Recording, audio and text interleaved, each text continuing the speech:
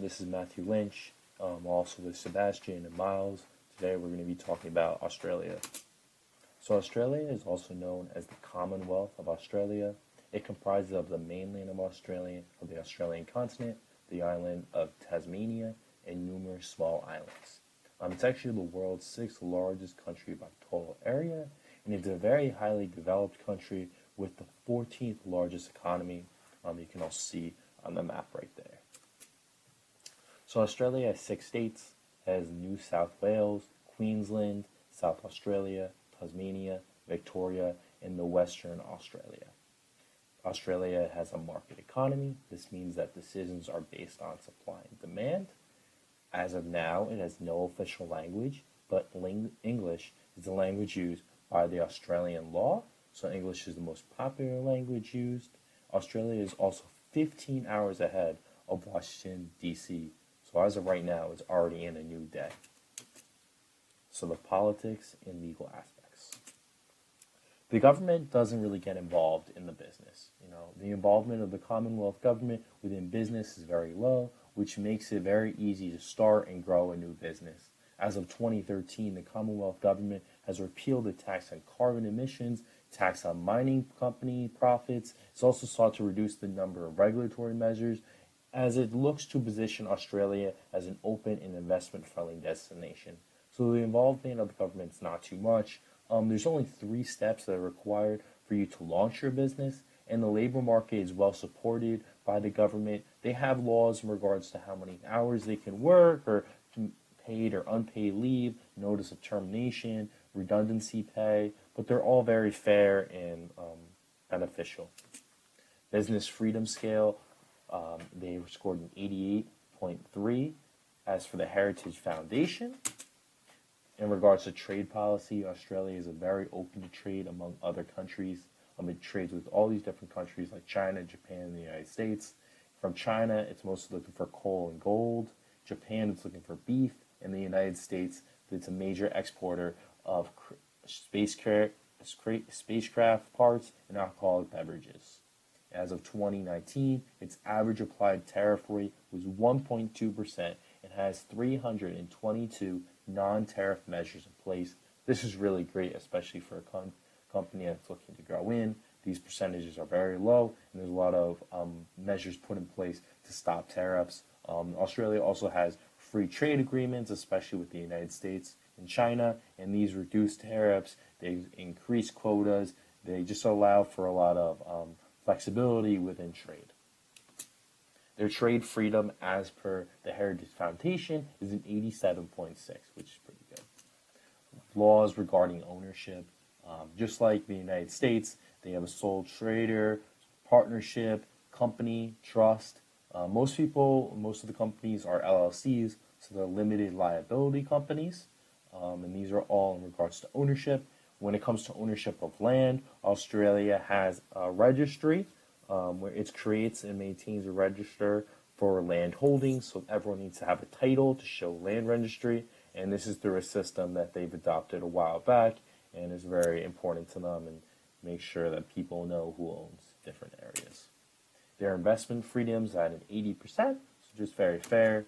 Property rights, they offer companies and individuals strong and useful intellectual property laws. They have patents, they have copyright laws, they have design rights and trademarks. These are all very beneficial to companies, and they're all enforced by the Australian government and different acts that they've also put in place. Australia is also a member of the World Intellectual Property Organization and complies with the agreements on the trade-related aspects of individual property rights. So these are 2 great organizations that Australia is part of. That really strengthens your property right. So as a business looking to explore in Australia, you're going to make sure you have these rights and that anything you create, you have the right to. The property right, sadly, recently has gone down a couple, but very, very strong. Contracts, Australia still strongly follows the English contract law with some provisions. Basically, the English contract law was an old law and basically had 5 essential elements necessary for there to be a legally binding contract. These include agreement, consideration, capacity, intention, and certainty. So unless all 5 of these are included within a contract, there's no contract. The Australian consumer law and fair trading legislation also has laws regarding corporation. The consumer law and fair trading legislation, and which is included in all their states. This allows for a corporation to be sued if they engage in misleading or deceptive conduct in regards to commercial or trade matters. In regards to citizens' freedoms within Australia, they have protections for human rights from their constitution, and also laws passed by Commonwealth, different states, territories. They don't have a Bill of Rights, but basically in their constitution, they're guaranteed the right to vote, protection against acquisition of property, stealing, trial by jury, freedom of religion, freedom of discrimination. They also have some different acts, like the Australian Human Rights Commission Act of 1986, and they also just have other Commonwealth agencies that are monitoring and making sure citizens have freedoms. Corruption. Transparency International is an nonprofit governmental organization who ranks countries, and they gave Australia a 77 out of 100 on their levels of perceived corruption in government. They gave them a 77 out of 100 because there is this perceived influence of money in politics. So basically, they think that there's some sort of money that's been influencing Australian government and how they, and the politicians and how they respond. Though this is not that great of a thing, Australia is only ranked the 12th least corrupt nation. So they're top 12 in not being corrupt, which is a pretty good thing. So I'm gonna now talk about the economic aspects. So this is the structure of the economy. The economy is the agriculture. It consists of 3.6% of the country's economic contribution, which is about $50 billion to the GDP. And it mainly consists of wheat, barley, sugarcane, fruits, cattle, sheep, and poultry. Also, its service. This was in 2017, it made up 71.2% of its economy. And that consists of mining, industrial and transportation equipment, and food processing. And also, we have manufacturing, which makes up 25.3%, and that has to do with the chemicals and steel. And to the right is a chart showing those numbers. So its standard of living. Its degree of poverty, I'm going to touch on that first. And that shows that a report in 2018 determined that there is 3.24 million people living in poverty, which accounts for 13.6% of the total population. And there's a little graph down there that shows that that's pretty much that 1 in 8 Australians lives in poverty, and 1 in 6 Australian children live in poverty. The distribution of income. The average household earns just over 116 Australian dollars a year. The top 1 in 5 earn more than twice, which exceeds $280,000. And the bottom 1 in 5 earn a little over $24,000. While the bottom fifth of households takes home just 4% of all income, the top fifth gets almost half, which is roughly around 48%. The purchasing power per capita income. So Australians' purchasing parity was 1.4 LCU per international dollars in 2018. It increased from 1.3 LCU per international dollars in 1999 to 1.4 LCU per international dollars in 2018 at a growing rate of 0.55%. And to the right is just charts that backs up that statement. Australia's GDP economic growth. The annual GDP for Australia was 1,422.45 million dollars. And its economic growth rate for 2019 was just 0.6%. In the long term, the Australian GDP annual growth rate is projected to trend 1.5% in 2021 and 2.50 in 2022, according to economic models.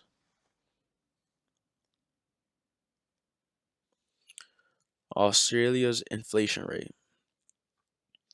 The inflation rate in 2019 was 1.90%. Its purchasing power decreased by 1.90 in 2019 compared to 2018. On average, you would have to spend 1.9% more money in 2019 than in 2018 for the same item. In other words, $1 in 2018 is equivalent in purchasing power to about $1.02 in 2019, which is pretty interesting. And the graph to the right just depicts that. Balance of payments and current account. So the balance of payment summarizes the economic transactions of an economy with the rest of the world. These transactions include exports and imports of goods, services, and financial assets, along with transfer payments, like foreign aid. The balance of payments is an important economic indicator for open economies like Australia that engage in international trade because it summarizes how resources flow between Australia and other trading partners. The current account surplus, seasonally adjusted, fell 5,548 million to 955 million in December quarter of 2019. The balance on goods and services surplus fell 6,021 million to $13,893 million. And the primary income deficit fell $626 million to 12,498 million.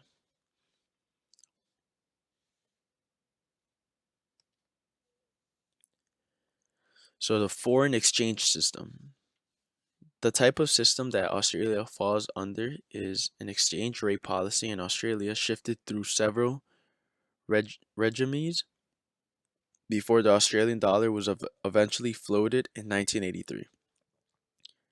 From 1931, Australia's currency was pegged to the UK pound before it was changed to a peg against the US dollar in 1971. And after further research, I have not seen any restrictions on any currency conversion. Its corporate tax structure. All companies are subject to a federal tax rate of 30% on their taxable income, except for small business companies, which are subject to a reduced tax rate of 27.5% up to and including the 2019-2020 income year. So now we're going to be talking about various socio-economic and cultural aspects of Australia, starting with its population. So over the past 50 years, Australia's population has immensely grown, going from 12.8 million people in 1970 to its current population of 25.4 million people. Its annual growth rate is 1.5%, which is equivalent to around 371,000 people per year.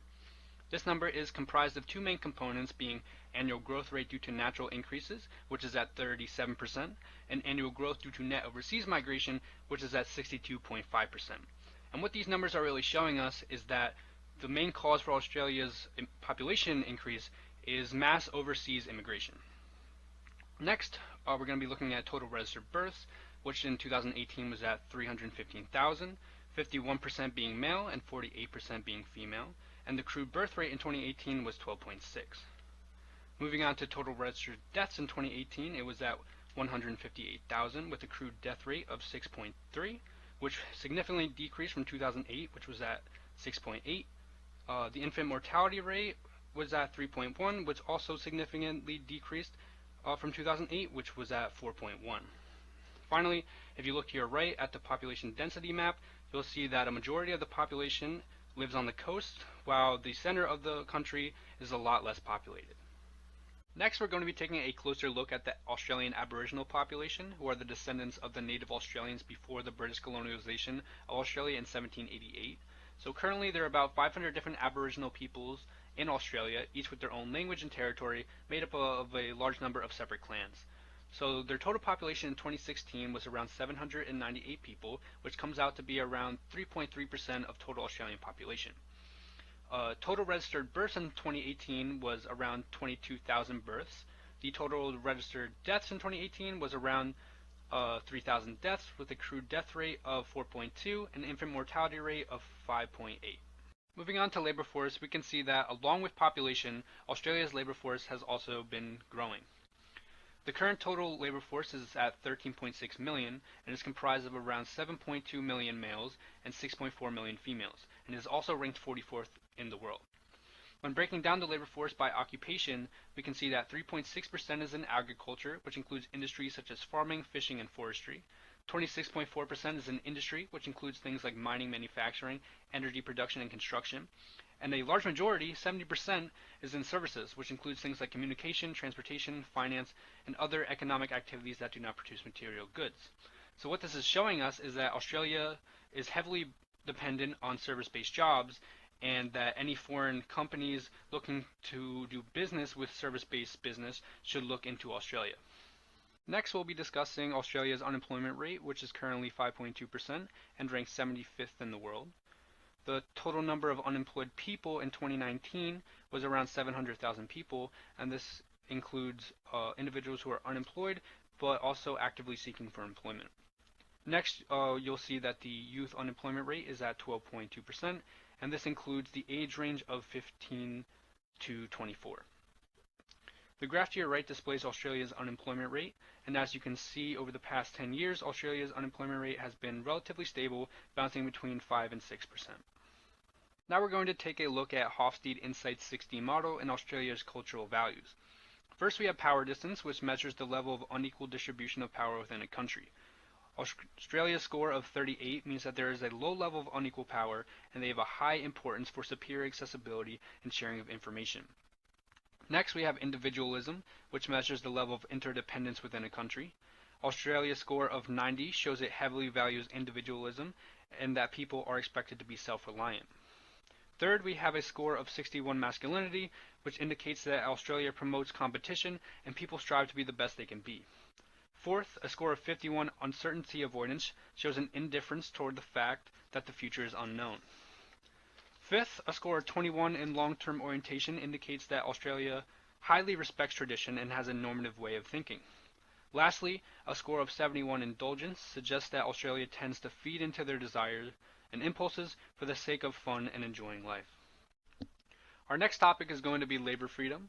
The Labor Freedom Index is a quantitative measure that measures the regulatory restraints on hiring and hours worked in a given country, and is then converted to a scale of 0 to 100. The index is comprised of 6 quantitative components, which includes ratio of minimum wage to the average value added per worker, hindrance to hiring additional workers, the rigidity of hours, difficulty of firing redundant employees, legally mandated notice period, and mandatory severance pay. So out of 100, Australia's Labor Freedom Index was scored at 84.0, which is well above the world average of 59 points. And what this means is that Australia has an extremely flexible employment code, and it results in a high level of labor freedom and invigorates the labor market. So for our next topic, we're going to be talking about Australia's ethnicity and population, and we're going to be starting at the chart on the left, which shows that the primary ethnicity is British at 67.4%.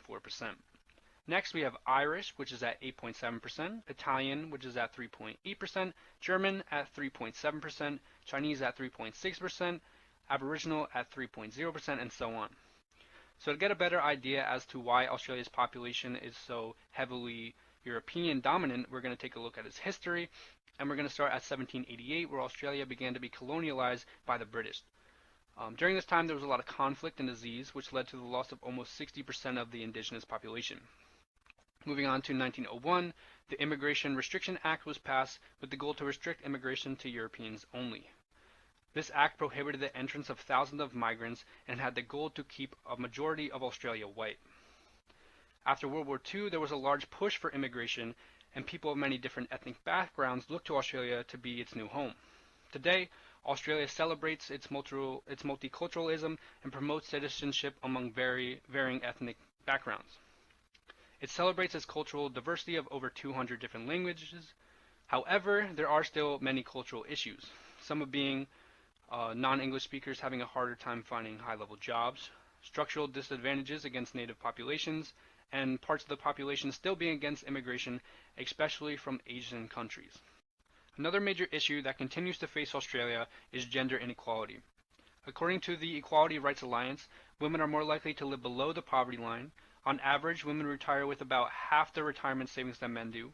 Women make up only 32% of federal parliamentarians, and women earn on average $242 per week less than their male counterparts. This is a serious problem because women are continually being treated unfairly, and change needs to occur. Next, we're going to be moving on to our last topic, which is unions. Australia has a strong level of freedom for trade unions and similar labor organizations, meaning workers can freely organize, bargain, and actively engage in political debates and campaigns through unionization. That being said, Australia has taken a rather strict stance on strikes, mandating that they can only take place during negotiations on new union agreements and can only pertain to issues under negotiation. The courts describe the right to strike as a privilege. And although Australia has a strong level of freedom for these trade unions, union members in Australia has declined from 2.5 million in 1976 to 1.5 million in 2016. And this is largely due to young workers being less likely to join a union and part-time workers being less likely to join a union. But despite this decrease in union members, there are still industries with a high level of union density, which include education, public administration, and healthcare. As to if businesses should invest in Australia, through all of our research, we have decided that yes, businesses should look to globalize and invest in Australia. The first reason why we feel this to be true is because they scored an 88.3 on their business freedom. There's a lot of trade agreements with China and the United States, which helps for growing and helps for trading. They have very low tariff rates, which are great for individuals who are not directly domestic to Australia, coming in and investing in their companies there. And they also have very many non-tariff measures. These are all aspects that boost the economy in Australia and allow for companies to expand and grow in Australia. Number two, the number of skilled workers. There are a lot of working individuals in Australia that are willing to work, that want to work and want to provide some good services. They have a very low unemployment rate, around 5.2%. They have a population that's increasing and growing with many more people looking to buy. And they also have a lot of trained workers in all different fields, from services to industry to agricultural.